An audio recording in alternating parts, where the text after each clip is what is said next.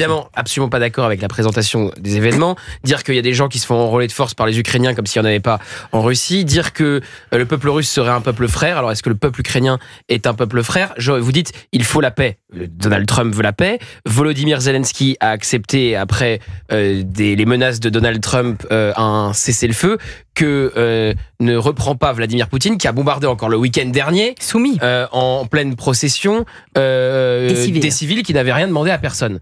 Et ensuite, 35 morts et une centaine de blessés, absolument. Il faut le rappeler. Donc c'est Vladimir Poutine, à l'heure où on se parle, qui ne veut pas la paix. Et puisque même Volodymyr Zelensky était prêt à un cessez-le-feu.